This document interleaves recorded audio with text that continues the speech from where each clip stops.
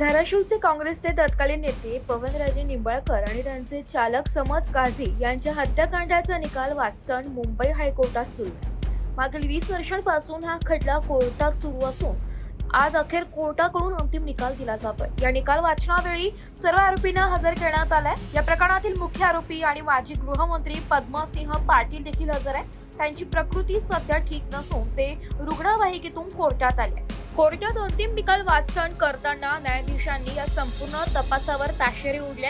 हा सगळा खटला माफीच्या साक्षीदारांवर अवलंबून आहे. मात्र माफीच्या साक्षीदाराने वारंवार आपला जबाब बदलल्याचं कोर्टानं म्हटलंय. या प्रकरणाचा तपास आणि माफीच्या साथीदाराचे जबाब ठिसूळ असल्याचंही कोर्टाने म्हटलंय. माफीचा साक्षीदार परसमैल जैन याचा पहिल्या आणि दुसऱ्या कबुली जबाबात विसंगती असं कोर्टाने म्हटलंय.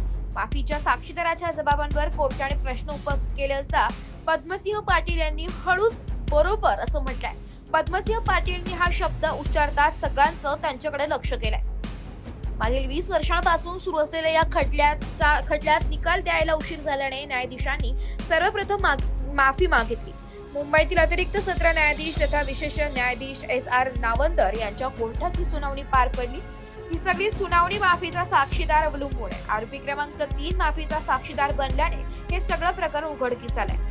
2002 नंतर मयत पवनराजे निंबाळकर आणि आरोपी क्रमांक पद्मसिंह पाटील यांच्यात राजकीय वैर निर्माण झालं. दोघी एकमेकांचे राजकीय प्रतिस्पर्धी होते. विधानसभेत एकमेकांच्या विरोधात लढले. यात मयत यांचा पराभव.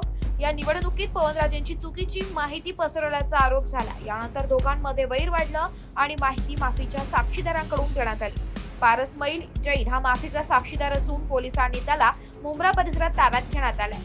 या प्रकरणी कोर्टाने 127 जणांच्या साक्षी तपासल्या.